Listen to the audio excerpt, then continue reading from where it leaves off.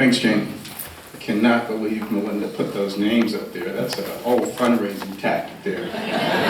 Just wants to make sure everybody gives. So if you don't see your name up there, let me emphasize what they have already said is that we should be supported.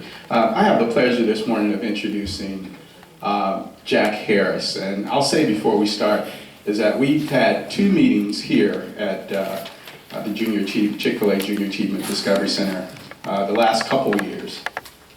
The first year we had one here, Rodney was supposed to speak from Chick-fil-A, and you guys, many of you were probably here, and he couldn't speak, so he had his team come, and they did a great job, but in retrospect, I realized that there was much more that could have been said about this place, but they did a really good job. And then the last year, we had Melinda speak, and she spoke from this very podium and did a great job. So this year, we are, I think we got it right this time at the Discovery Center.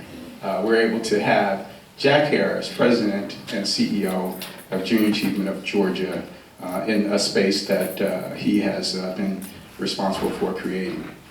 So let me say a little bit about Jack, and because of time, I'm going to try to be quick about it, but he's been with Junior Achievement since 2002.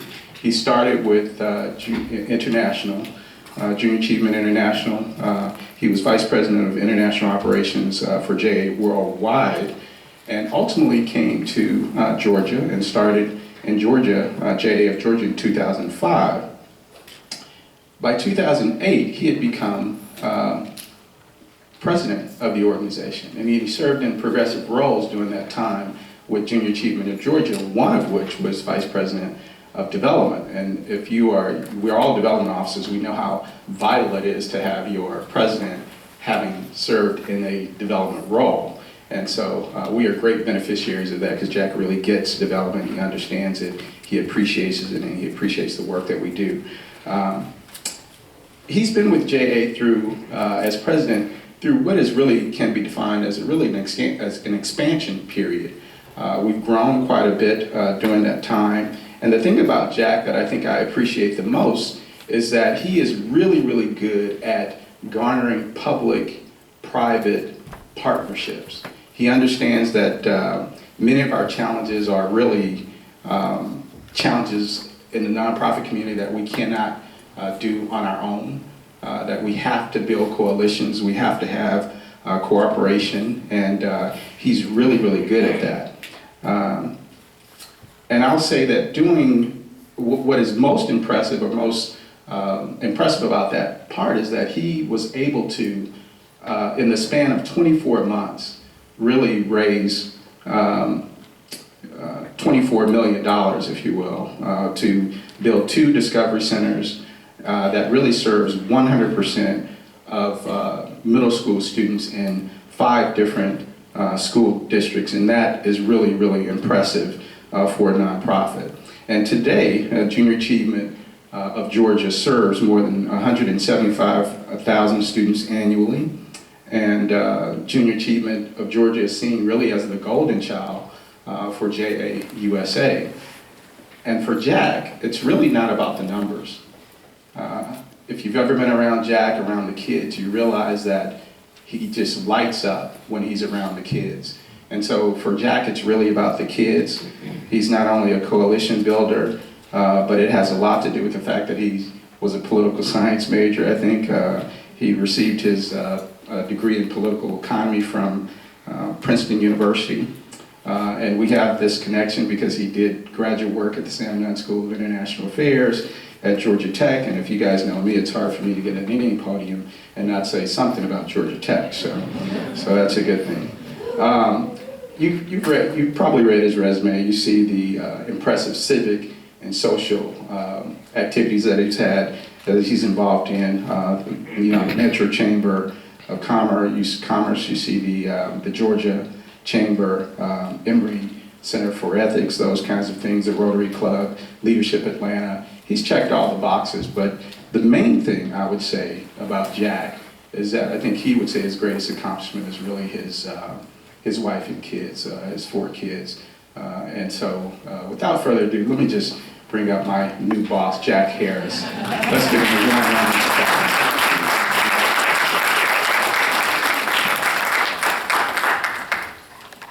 thanks, Juan. Yeah, we were thrilled. I was personally thrilled when Juan joined our team in November.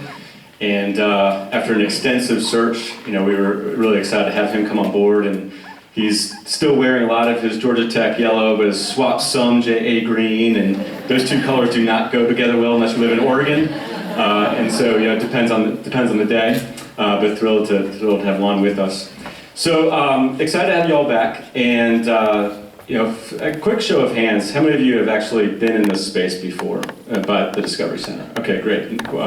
Broad number of you. So a couple things I wanted to talk about today, and one is to give you an overview of what the journey is that we've been on from a junior achievement perspective over the past 5 years. I've been with JA for 15 years, but I would say the past 5 years has been where the bulk of the real efforts has gone, a huge transformation, evolution of the organization. It's all being led from Atlanta, but with national and global implications to it. So I'll give you a little bit of a snapshot of what we've been doing, where we are now, and then tie that back to our board, how we work with our board, some of the strategies that we put in place to really garner a lot of the public-private partnership support that Juan had mentioned. So to kick things off, for those of you that this may be the very first time that you've been in this space, I just want to show a quick video here that was developed right at the beginning when we opened up the Discovery Center here.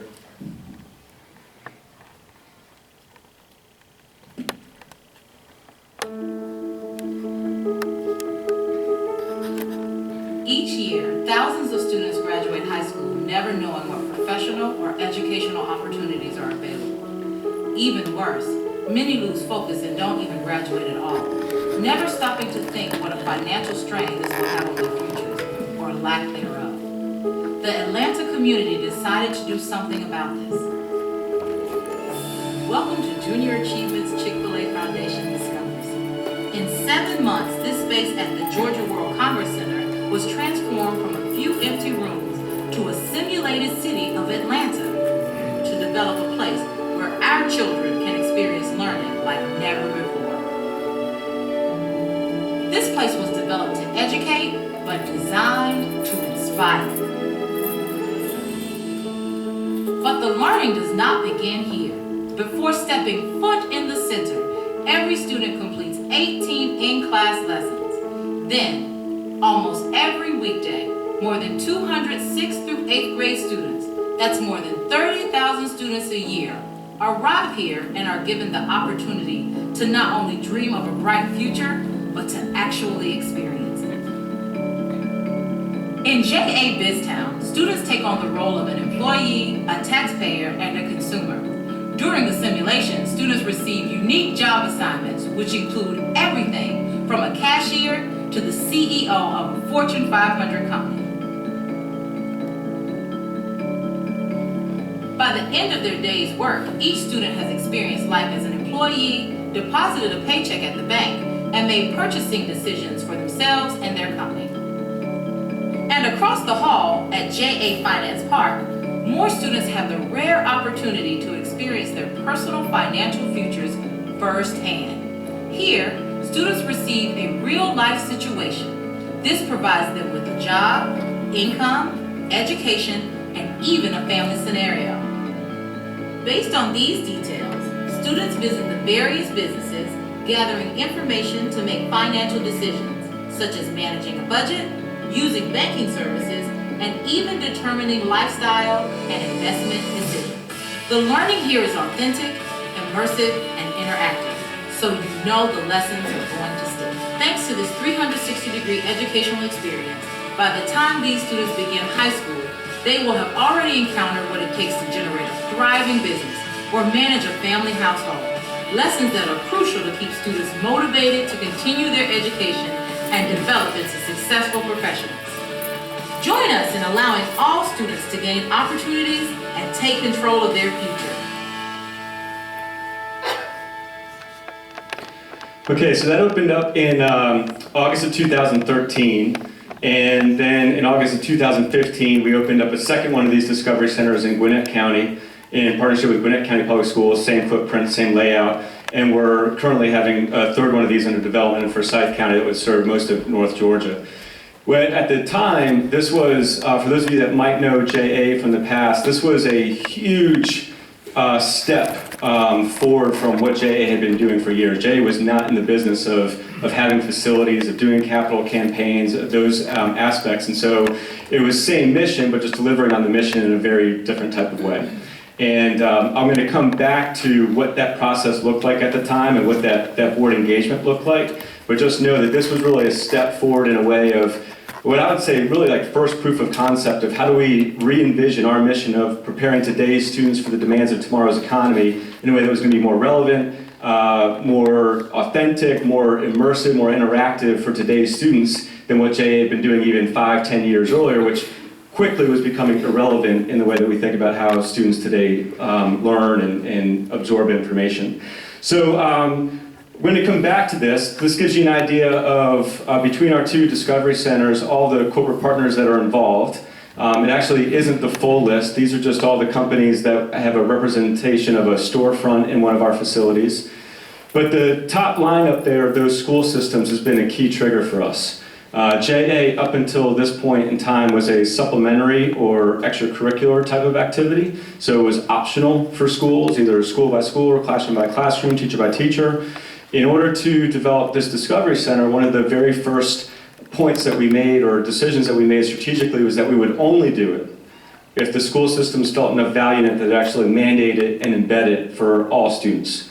So that was a huge linchpin in this. And I'll come back and talk about the feasibility study and all that we had done. But that can't be understated at all, that for those school systems we serve, as Juan said, 100% of their middle school students. And that's through deep curriculum and partnership agreement with those school systems. And if that hadn't been in place, everything else wouldn't have flowed from this. So I'll come back to that. Just to give you an idea of where we're heading now, because ironically, even though this Discovery Center is only 4 years old, this is now our more mature business model. We kind of have an idea of what we're doing now. We've got a template that we can take to other regions of the state and start planting this out. But the next frontier for us was we had an opportunity working with Fulton County Schools where the superintendent at that time said, based off of this experience, knowing what you guys know, knowing what you've learned by putting together something that's highly experiential, very connected to the business community, very relevant, interdisciplinary, project-based, all these buzzwords in education, what would you do if you had a blank slate to completely redesign the high school experience from scratch? No longer having just the traditional things of JA as business and entrepreneurship and career readiness sitting in electives or as extracurriculars, but actually completely re-engineer the whole high school education experience. And so what started off as an initial conversation with him led to about 18 months of deep planning and work that has led to what we're calling the JA Academy. And I'm not going to go much into depth on this, but just to give you a little bit of a snapshot, because it's going to tie back into the whole board piece here. But so for the Academy, this is it's a whole new school model. So basically what we've done is if you think about the autonomy, transparency, flexibility, and innovation that typically sits in charter schools, where you can set your own curriculum, hire your own teachers, redesign the entire student learning experience, we've taken that charter model but infused it into the school system itself and created a joint venture model that takes that innovation flexibility but puts it into the system from the inside out. And so a school within a school, this is Banneker High School in South Fulton. For some of you might work in the Banneker community.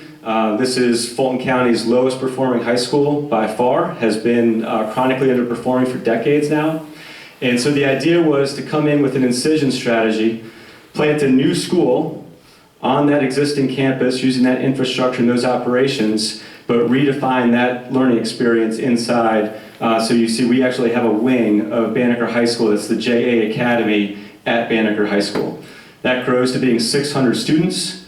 We have 6 teachers per grade level that are specifically hired for this. That grows to being 24 teachers. So it's roughly about a third of the school. From an education reform perspective, the whole idea is to use the school within a school model as a vehicle to drive systemic transformation. That you plant a new way of learning, a new way of engaging students, and that as that works and as that takes root, you intentionally start bringing those practices out in the rest of the school and into the school system. So what happens inside there is our definition of how we re-engineer high school education. So remember, everything that we do comes from the economic opportunity lens. Big picture perspective, we're trying to create better pipelines to economic opportunity for all individuals. And right now, in today's economy, we are far beyond just being a knowledge-based economy. It no longer matters just what you know, but it's how do you take what you know across a lot of different disciplines, synthesize that together, analyze it, and apply that into a challenge, problem, opportunity. And so it's highly interdisciplinary. In today's high school education, even in great schools with good teachers, we're still very siloed in how we teach subjects. So math sits as math, science sits as science. Anything that's real world technically gets thrown into the electives, and we keep everything separate from those core subjects. So the whole idea was to break down the silos and create a much more interdisciplinary approach to learning. Take all those core subjects, take the electives, bring those all together, use our business partners and their case studies and business challenges as a forcing factor to have teachers working together across disciplines to help students learn the concepts they need to learn, but then apply that into real challenges and opportunities. And so that's what's happening inside the JA Academy. So those 6 teachers are working as a cohort teaching that grade of students of about 150 students. We started at Banneker, this is our second year at Banneker, so we have 9th and 10th grade at Banneker. We also opened up at Norcross High School this year, so we have our 9th grade at Norcross, and we just announced that we're opening up with APS at Douglas High School this fall, 6 months from now. And so it's a model that we're trying to create that's highly replicable, very transferable, very scalable, and thankfully, the results so far have been showing themselves. In the first year at Banneker, one of the important things to note is that we are trying to keep an open admission process in the same way that any public school would. So our idea is that we want the student body of the JA Academy to reflect and mirror the student body of that host school. So it's not just about taking the top 10% of the kids or the kids with the most engaged parents or any of those subsets that you can normally slice. And so that's why these stats become even that much more powerful, because they're really being compared against a control group of the rest of that 9th grade. So in the first semester, we saw chronic absenteeism decrease by 75%. We saw discipline incidents decrease by 90%. So the idea is make learning more relevant. That relevance will lead to better engagement. Better engagement will lead to kids showing up, staying out of trouble. Once you have that engagement, then you can start working on the academic factors. And so our kids that came in at a 6th grade reading and math level at 9th grade were able to pick up 3 full grade levels in that first year. And then importantly, they actually outperformed their matched comparison set of peers across the entire district of Fulton County in that first year. That is not without a lot of scars along the way, though. By scars, I mean by us. Like, kids were fine. We had to learn a lot in this, and we're still learning a lot in this. But the first year results certainly show that we were onto something, and something that we're continuing to galvanize a lot of resources around, a lot of planning around. I'm going to go back to this slide, and because this is really where it all starts. And I think from the perspective of how we've worked with our board, how we've worked with the Atlanta business community, there's a lot of elements to be told here. So if you go back to 2012, was when we as an organization, as a staff, had this idea. There was JA Finance Park, what you see here in the Discovery Center, and JA BizTown had been done in about 25 other cities across the country over time. Nothing that physically looks like this. This is really the next generation of it, but at least the concept existed. And so we were looking, we were saying we've done a lot of research with the Gillespie Foundation in the years leading up to that, just talking about the graduation rates and what was really happening behind it. And one of the big things was that students really began disengaging from education in middle school. Those 5th to 9th grade middle school years were so key and critical, and that oftentimes it had very little to do with how they were doing academically. In fact, in 2006, I think it was, there was a study that said that for the 80% of students that had dropped out of high school at that time actually had a 3.0 or above. And so the myth that people were just dropping out because they were not doing well academically was kind of being debunked, and so there's a lot more to it. A lot of it obviously was socioeconomically, but then there was also this piece of relevance, where students were really beginning to disengage from education because they just didn't see the relevance of it. So we thought there was an opportunity, since JA has been always so connected, been a bridge between the business and education communities, to really bring in that relevance in a very integrated and fused type of way. And so we looked at this thing called JA Finance Park in other cities. We looked at JA BizTown. We said, hey, maybe this is what we could bring to Atlanta, really focus it in on middle school and have this be the new launch, the new platform for how we move our work as we go forward. And as I mentioned, at that point in time, just to give a sense of like what JA was doing, we had a bunch of, anyone ever volunteered for JA with a plastic briefcase? Anyone remember this? All right, so and we still have them a little bit, but you get these plastic briefcases and it had all your lessons and activities and hands-on learning, and as a volunteer from the outside community, you'd go into classrooms and you'd deliver lessons on financial literacy and career readiness and entrepreneurship. And 20 years ago, that was like cutting edge. I mean, that was like hands-on learning by doing. It's funny how like that word itself just keeps changing. Now it's experiential, but it's all the same thing. But at that time, just bringing in like a board game to students and having a team activity in the late 80s, early 90s, that was like groundbreaking in education. And so, but then by 5-6 years ago, that's not so much groundbreaking anymore. And just think of just the pace, I don't have to talk much about it, just the pace of how technology has come. And well, I mentioned I've got 4 young kids, and we have to go full Amish every 4 days because they're so addicted to it. I'm like, all right, full Amish. All the electronics are going away. And so, we felt like to really deliver on our mission, to stay relevant, we had to really think about the delivery of our mission in a very different way. And so, but it was a big step forward. And we have a very large board. I don't necessarily, this is by no means a endorsement or recommendation to have a board of 100 people, but that's what we have. We have a board of 100 people. And historically, the reason for that, because with JA, it goes back, and it's been this way for a long time, is that because JA has been so reliant upon partnerships with the business community, not just from a funding perspective, but from a volunteer perspective, that JA boards have been built around representation of senior executives from all the various different corporate partners that we have, and that's our board. And so they represent that thought leadership individually, but then they also represent the engagement of their companies.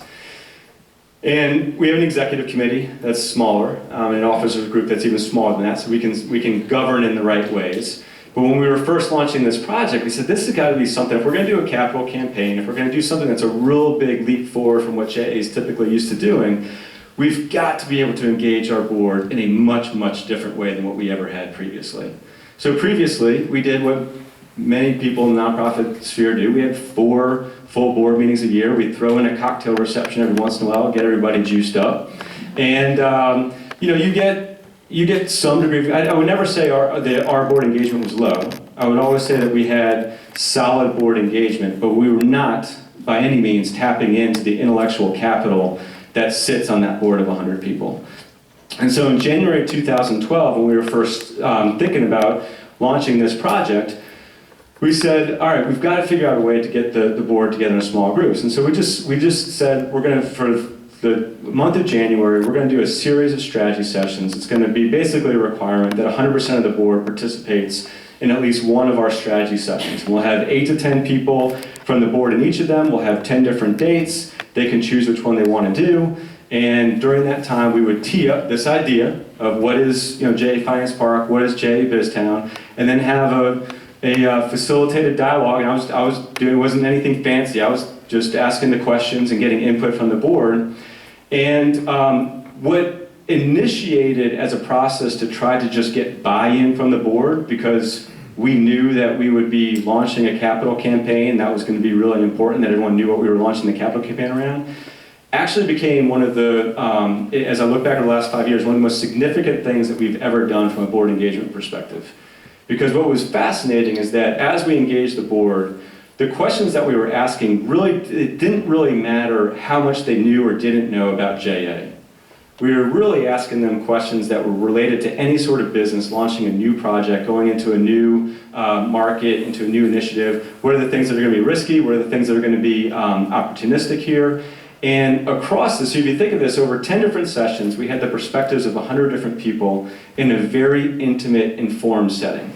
And what we were really looking for was what is the big trends, themes, that are cutting across all 10. There was always, in any one, you'd always have some outlier like, oh, that's interesting. Or you'd also have the outlier like, that's terrible when I'm pretending I'm writing it down. And then, but you'd get these big trends and themes that would really pop up. And the reason why that was significant is because, you know, we went through that process, and then we put together our business plan. We put together what was the initial part of our feasibility study. Every single tough question that we were asked from foundations, you know, during that initial part of the capital campaign, had already been asked by our board. We literally, there was not a single question that came up that hadn't already been vetted in a very, very deep way through our board, through those strategy sessions. And so when Juan mentioned that we raised this $24 million a month amount over 2 years for these 2 different discovery centers, the first one of these, we launched, just to give the idea of it, we launched, so we started doing the strategy sessions in January 2012. And then we launched the campaign in July of 2012, so 6 months later is when we launched it. $15 million campaign. We raised the $15 million and built this entire place out in 12 months to be open that next year. And none of that wouldn't have been possible without, I'd say 3 things. One was, it always helps to have a lead investor. So Chick-fil-A was huge in that. But beyond that, the fact that we had the school systems on board was a huge, critical, key trigger. Again, that wouldn't have led the support that we had if that wasn't the case. But then also this board engagement. Because what ended up happening is, not only did we get all the information and insight and perspective from the board, then when we launched the board campaign piece of the capital campaign, as you can imagine, everyone was informed, engaged, fired up, excited, they understood it, there was no questions around that. That piece, we were able to do that in a month. Board members tripled what their, we didn't do a separate capital campaign from annual campaign, we just did a comprehensive campaign, basically said, whatever level you've been at, the idea is to significantly and sacrificially go above that for the next 3 years. And so, on average, board members tripled their annual contribution over that time and actually have sustained that level since then. When it came to getting these companies, so not only did we have to raise the capital to build this place out, but we also had to, the whole model was built off of having corporate partners that are sponsoring those storefronts. The aggregate of all of that funding is what underwrites our operating costs here. So it's a self-sustaining model, but it only works if the companies are invested and bought in. When you look at that list of companies, only half of those had a relationship with us before we opened this up. So the half that we did have a relationship with were all represented on our board. Again, they were informed, engaged, excited. They were the first ones to the table when we were ready to start marketing it. But then, just as importantly, of all of the companies that are on there, I only had to make one cold call that entire time. Every single one of those other companies was opened up by an introduction from our board members. What started off for us with these strategy sessions as a little bit of an ad hoc kind of point in time aspect of saying, okay, we want to make sure that for this one big project, we've got everybody on board and we're doing this.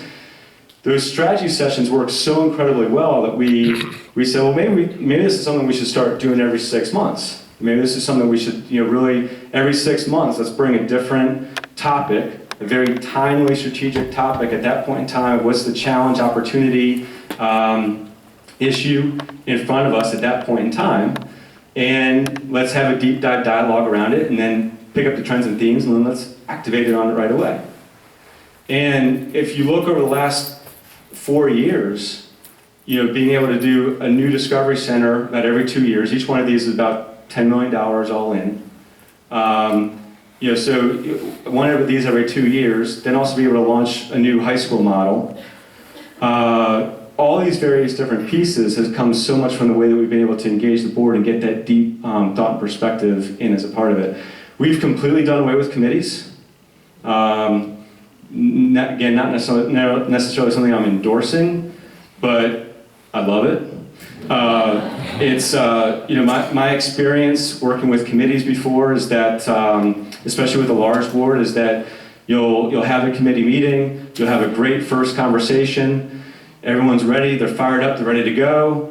And then you have your second committee meeting, but half of the people that were at the first one aren't there. You've got a new half of people that now are at the second one, so you spend 90% of the time just getting everybody caught up.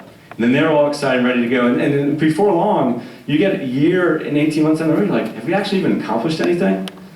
And so we've kept the committees that you need to have, like finance and audit and nominating and all that. But in terms of where we want to engage our board around mission, and around strategy, all of that now we do outside of committees. And we do it in these strategy sessions as a way to get all board members weighing in on mission and strategy. We used to have a programs committee, and they're the ones that were charged with what's the next thing for JA. Well, looking back on it, it's like, well, every single one of our board members is invested in our mission. And so therefore, everybody should be on the mission. If there was a mission committee, everyone should be on that. Everyone should be weighing into that. And then these other aspects would be pieces that you get the specialty around on an ad hoc basis, as you need it around certain task forces and things of that nature. So, in retrospect, a lot of what I personally have learned around board engagement, and I think what we've learned as an organization around board engagement, is not anything that we intentionally went into. There was not any big grand plan of, okay, here's how we're going to take this 100-person board and drive better board engagement or any of that. It really was through the experience that we had of launching these projects and just seeing what works. And we talk a lot in this organization about just constantly challenging the status quo. For us, primarily that's around education. How do we challenge the status quo of how we educate students today? And how can we make education more relevant and experiential? But I would also say that a lot of it is just challenging the assumptions and status quo of how we work as a nonprofit sector. And at JA, we're 2 years is our 100-year anniversary.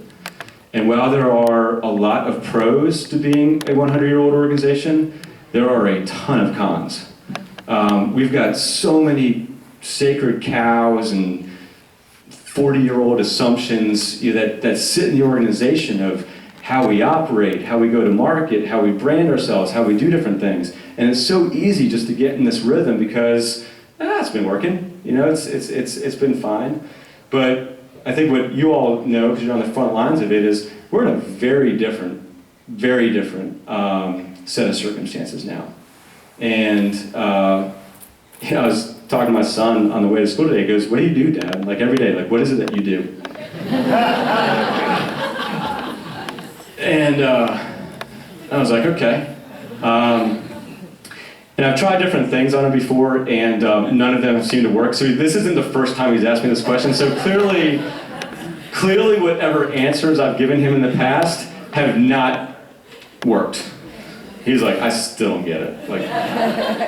And so I've tried a new tack this time, and I was like, okay, well, you know what an entrepreneur is? Yep. So he's like, yeah, I got that. I said, well, have you heard the term social entrepreneur? He's like, no. Does that mean that you like making new friends? And I said, yeah, sort of like that. But think of, so I gave him the explanation of a social entrepreneur, and I said, so even though the organization that I work for is 100 years old, what we're trying to do every single day is act like a social entrepreneur. Whether that's from the perspective of the challenges that we're trying to address in terms of mission perspective, or literally whether that's just how we go about doing business, of just constantly challenging the assumptions that are there. And so, that board engagement piece is a big part of that. I think I'll pause there, and I'm happy to answer any questions that people might have. What's big board? But what's your procedure to go out and find those board members? What are you looking for? It's 100 people. What's the process? Yeah, that's a good question. So, it's a question around board development. So that's been a bit of a change too. You should be traditionally that if you look at the makeup of a JA board, it would be almost primarily C-suite executives from Fortune 500 companies, so very heavy corporate base. Over the last 5 years, we've tried to diversify that a little bit, make sure that we've got better representation from the entrepreneurship sector, venture capital, private equity, kind of across the board. We're in a good position now where we decided we weren't going to go above 100. Felt like that was, we felt like we had enough to manage. But but there's also an aspect where healthy, fresh perspective is always a good thing. And so we try to move people through the board over a couple of terms. At this point in time, the representation from the companies at a high level is still very, very important. You look at this list, I would say 98% of the companies that are on here, we know the CEO very well. And so in order to drive this type of corporate support, it has to come from a high level. And so we look at that from a board perspective of who is it that we're bringing in from a company. But then, and that's all through board connections, so just introductions from one board member to the next. But the other piece of it too is that we care a lot about passion for the mission. And so we don't want it to just be a board member representing a certain company, but that if they were never at that company, they would still want to be a part of what JA is doing and trying to find that balance. So we go through a process now. We have a number of different touch points of how we'll lead people through engagement with JA before ever bringing them officially onto the board. And so by the time we bring somebody on, we already get a sense of how they'll engage, will they engage, and making sure that that's a right fit from both perspectives. Jack, are you looking for a corporate gift and a personal gift? We are, yeah. So we have, so from a personal perspective, we've got, we'll say, usually what we'll say is it's definitely 100% participation from the board. Then we would want JA to be in the top 3 of their giving priorities. So wherever that may lie for each individual, what we're asking for is their mind share. And so everyone's going to give at different levels, but if we're in their top 3, then we know that we've got the right mind share. From a corporate perspective, we tie that all into, we don't have a minimum there either really.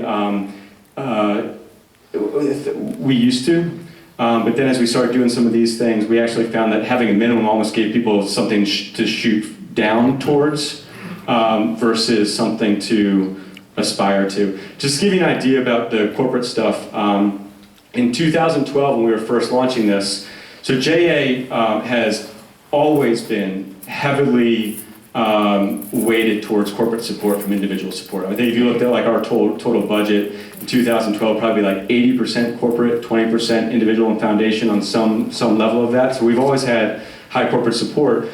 One of the concerns, one of the risks when we were first launching this project was that people would say, well, would you, if you had, if we're already so heavily corporate based, like is there even more in that pie to go after? And which was very valid concern at the time. Since that time, our corporate funding has actually grown 5-fold.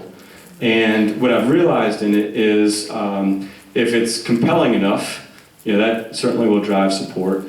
But the other piece of it too is that we're digging into a lot of different buckets now. So whereas before JA might have specifically only sat in the philanthropic bucket, now we're philanthropic, we're marketing, we're operations, in some cases we're talent acquisition. So there's a number of different buckets there that have helped that. Yes? You spoke about touch points before people join the board, and you also talked about ensuring that you're at least in the top 3 priorities. Can you talk more about what makes a meaningful partnership with the corporations and also with the organizations, the schools that you serve? Mm-hmm. So from a corporate perspective, we talk about a 3-legged stool. And so anytime we dive into a partnership with a company, we talk about this. The strategic partnership is some element of all 3 legs of the stool. So one is funding. The other one is employee engagement. So I mentioned before about JA's volunteer base. So at these Discovery Centers, we have 11,000 volunteers a year from our corporate partners that are actively engaged. Every day there's 40 volunteers every day here from different companies that we work with. So the employee engagement piece is really important. And then the 3rd leg of the stool, which is the new one, is the brand integration. So no longer is it just about funding or just about your people, but now it's also about brand integration. So in the Discovery Center, you see that clearly. It's the storefronts, it's how they bring the brand to life, it's how they create an experience that's very authentic for students. In our JA academies, it's around case studies and things of that nature. So those three legs work very complementary to each other. And the truth is, when you have a company that's working with you in those three areas, it's very, very sticky. I mean, that relationship now is not a transactional relationship, that's a deep strategic partnership. And so we might start with one of those three legs, but the whole idea is to move a partnership towards all elements of that and then going deeper. With the school systems, now everything that we view through the lens is how are we working with school systems in a way that creates enough value that they're actually willing to mandate it and embed it as a part of the core curriculum. If they're not willing to, then that's telling us whatever we're doing isn't creating enough value.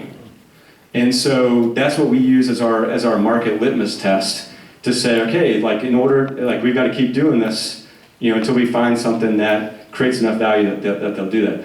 And then same kind of thing with the companies. Once it's embedded, it's a very, very deep partnership. There's a lot of different touch points through the organization. Yes?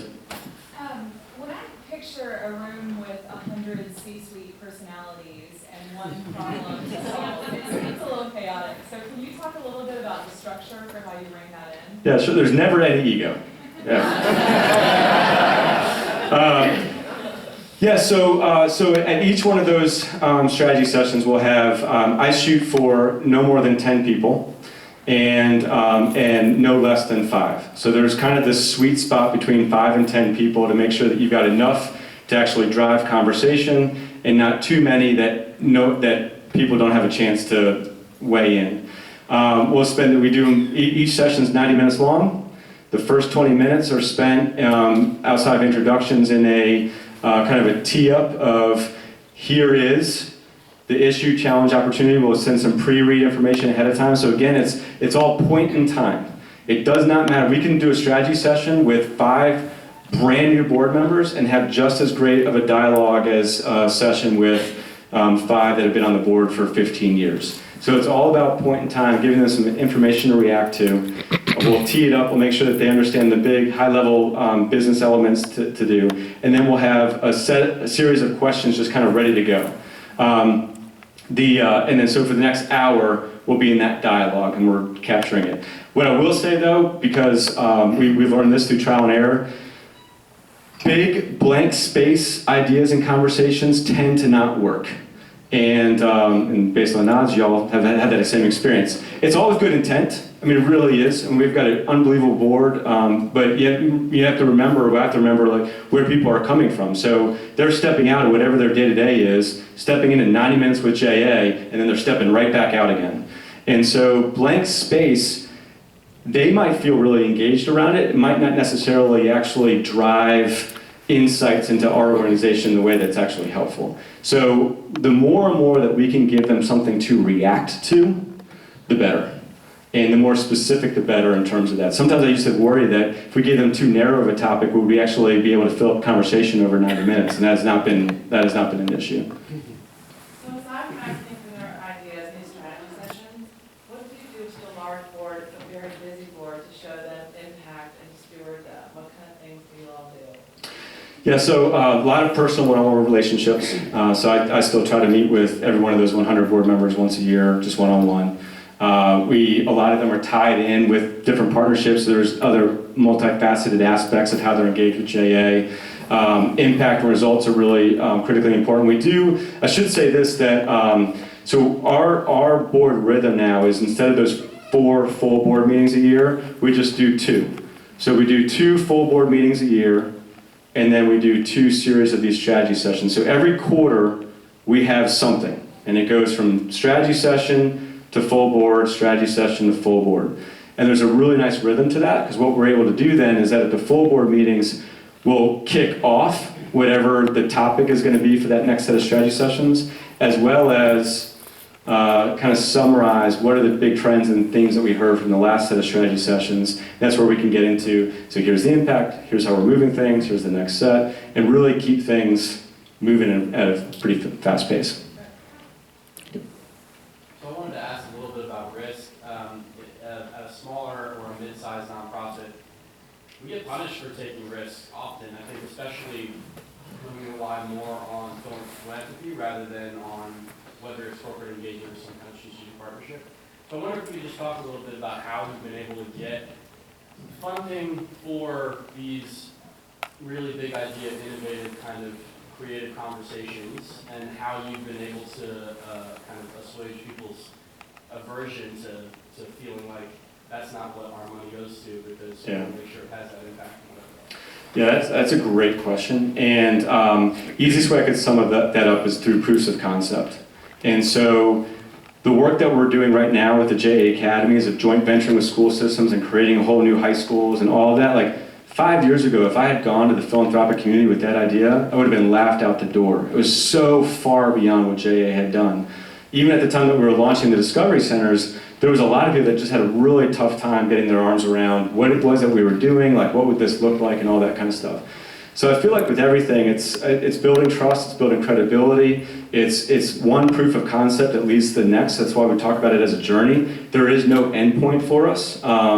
It's what the learnings from one thing then lead in terms of the next. And so in that, it becomes incredibly important. The execution side of this is huge.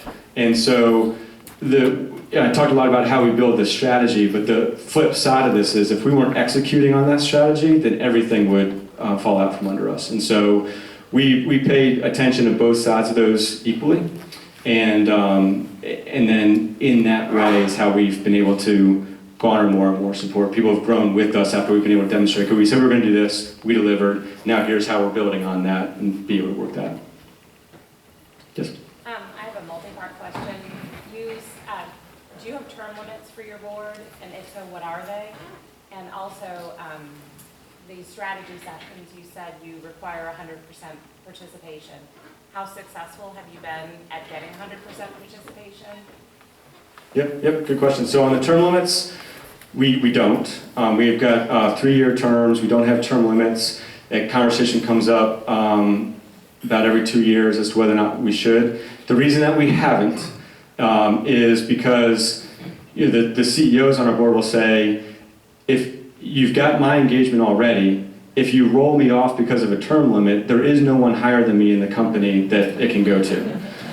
And I say, point taken, we'd like you to stay on.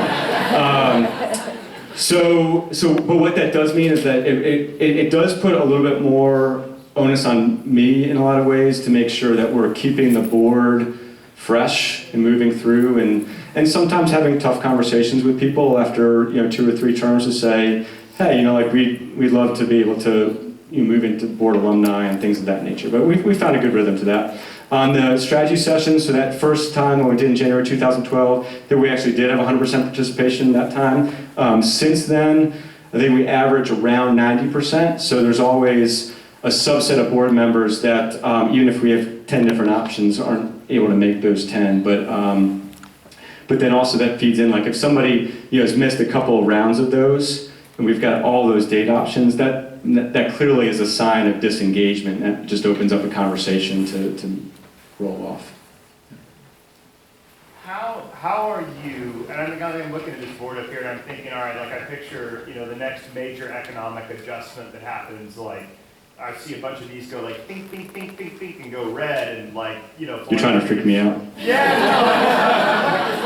no, I'm thinking, when hard times come, the donuts are the first thing to disappear from the break room. Like, yeah. A lot of times that philanthropy just kind of goes poof. And like, my question is, what are you doing to hedge against some of that? I mean, it's a sense of saying, well, for example, frankly, Georgia Power's little booth over here, full freight, operating, all that. At the end of the day, that is 0.00001 of the total cost of their community engagement. We don't think that's going to be a problem. Or it's, well, we just let them know, hey, we're going to turn around and offer Gas South the chance to run that booth if they were to ever withdraw that philanthropic engagement.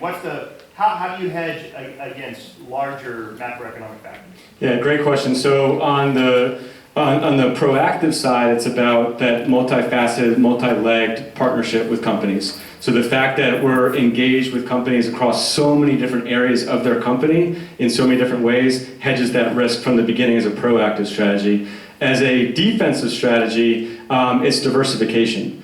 And so we, I mean, certainly there's the companies that are up at the top there, those are certainly at a different level with us than the others. But even then, it's 7 of them. And then we actually have like a wait list for down here for companies that want in. So even when times are good, we're thinking about that, okay, but just in case, like what's kind of the pipeline that we've got coming into this? It's a good question. Jack, 2 questions. One is, do you work with individual public charter schools or individual private schools? And then secondly, what are y'all doing vis-a-vis plan giving with these CEOs? Yeah, so plan giving, that's why we hired Juan. And no, we actually, plan giving has been a real weakness for us. I actually would say that individual giving in general has been a big weakness for us. We've been able to rely so heavily on corporate support that's been a hole that just hasn't been developed. And that really was a big reason when we were thinking of a chief development officer. That was a big lens that we were looking at things through. So hopefully that's a lot of opportunity that's there. Because outside of our board, we traditionally have gotten very little individual giving outside of our board members. That's starting to grow now. On the independent private charter schools, so we have not a lot of capacity here. We have some capacity where charter schools and private schools can opt in to certain days. So like this week and next week, actually, April is the big non-public school month for us because public middle schools are in testing and things of that nature. And so this is the month that we have a lot of private schools and charter schools that are participating at the Discovery Center. But that's more of like a school by school thing versus the system wide. Well, thank you all very much. Appreciate it.